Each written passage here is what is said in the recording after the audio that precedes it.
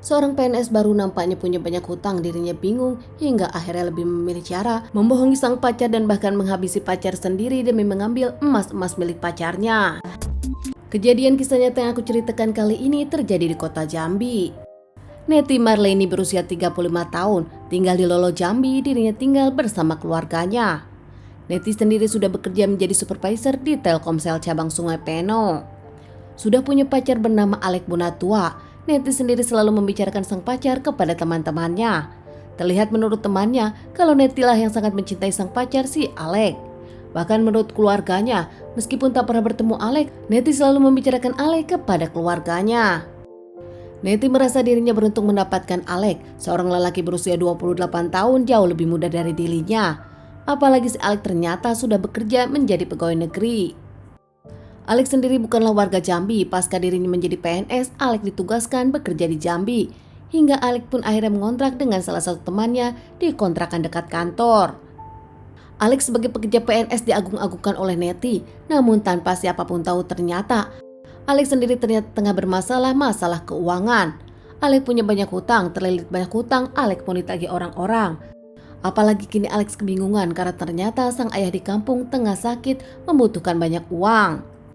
Capek dengan hutang yang melilit, banyak tagihan kepada dirinya hingga akhirnya Alek pun mengambil jalan pintas dengan punya ide dirinya akan menipu sang pacar.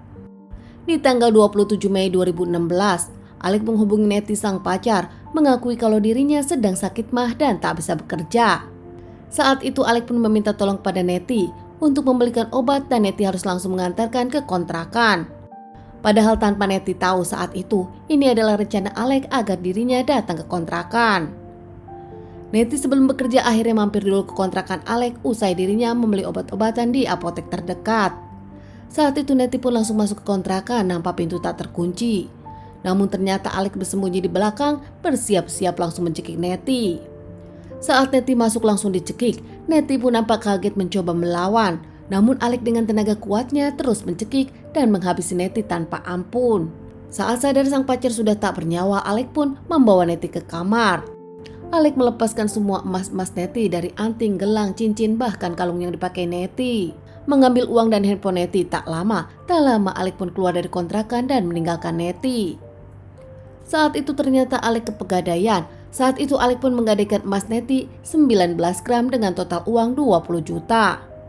Uang tersebut pun langsung dibayarkan hutang-hutang oleh Alek dan tak lama Alek pun membeli koper besar. Kembali ke kontrakan, Alek pun beres-beres, membersihkan cairan merah yang tercecer di kontrakan. Alek pun langsung memasukkan jasad Neti ke koper besar saat itu. Pergi lagi dari kontrakan dengan motornya, Alek pun membuang jasad Neti di tempat yang sepi. Dengan harapan kalau jasad Neti tak pernah ditemukan dan Alek pun nampak bebas dengan apa yang dilakukannya. Usai membuang jasad Neti, Alek pun kembali ke kontrakan. Bertindak seperti tak terjadi apa-apa, Alek dengan kehidupannya bekerja seperti biasa. Namun nampaknya keluarga Neti bingung, hingga malam Neti tak pulang.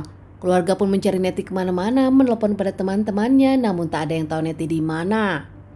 Keesokan harinya keluarga Neti pun ke kantor, namun orang-orang kantor mengungkapkan kalau Neti sudah 2 hari tak masuk kerja.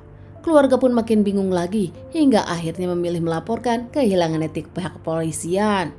Pihak kepolisian pun langsung menyelidiki, interogasi teman-teman Neti dan keluarga Neti. Hingga akhirnya karena keluarga ketakutan, keluarga pun mencari Neti lewat orang pintar, namun tak ada titik temu. Sebulan berlalu Neti pun tak pulang.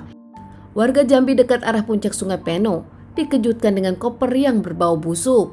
Saat penasaran dan dibuka ternyata koper tersebut berisi tulang belulang dan baju. Kaget dengan penemuannya, para warga pun langsung melapor kejadian ini kepada pihak kepolisian.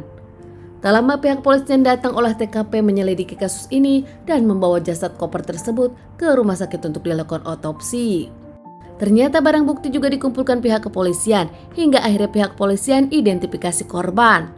Setelah terungkap identifikasi korban tersebut, jasad ini adalah Nelly yang sempat dilaporkan hilang oleh keluarganya. Pihak kepolisian pun langsung mengabari keluarga Neti dan interogasi keluarga Neti. Lagi-lagi kali ini pihak kepolisian pun melakukan interogasi kepada sahabat dan teman-teman Neti di kantor. Setelah pihak kepolisian mencari tahu siapa orang terdekat Neti, semua pun nampak mengarah kepada pacar Neti sendiri, Alek Bonatua. Bukan tanpa alasan, setelah Neti menghilang nampaknya Alek pun tak pernah mencari Neti dan seakan tak peduli kepada Neti. Seakan Alek tahu kalau Neti tak akan bisa dihubungi lagi, pihak kepolisian pun akhirnya mengamankan Alek di kontrakannya. Saat diamankan, Alek pun nampaknya tak memberikan perlawanan. Memang sempat melakukan bantahan, namun setelah barang bukti diperlihatkan, Alek tak bisa mengelak. Alek akhirnya mengakui kalau dirinya pelakunya di kantor polisi. Alek mengungkapkan motifnya saat itu. Dirinya kebingungan karena banyak hutang, hingga yang terlintas adalah harta benda milik Neti. Menurut Alek, dirinya tak berani bercerita kepada Neti karena di mata Neti, Alek sendiri adalah lelaki yang punya uang. Hingga saat melihat harta benda milik Neti berupa emas, Alek pun nampak tergiur dan melakukan jalan pintas ini. Diamankan terkait permasalahan ini, menjalani beberapa kali persidangan hingga akhirnya Alek pun divonis 15 tahun penjara. Sementara keluarga Neti sendiri kecewa, ngamuk dan marah tak akan memaafkan Alek. Menurut keluarga Neti, kalau menginginkan harta kenapa harus menghabisi?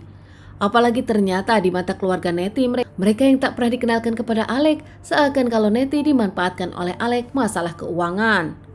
Kini Neti sudah berpulang, tak akan bertemu keluarga untuk selamanya. Keluarga hanya bisa berdoa ketenangan untuk sang anak Neti. Teman-teman, sekian dulu bahasan kasus yang aku bawakan kali ini. Semoga ini bisa dijadikan pelajaran untuk kita dan ditunggu bahasan kasus-kasus selanjutnya.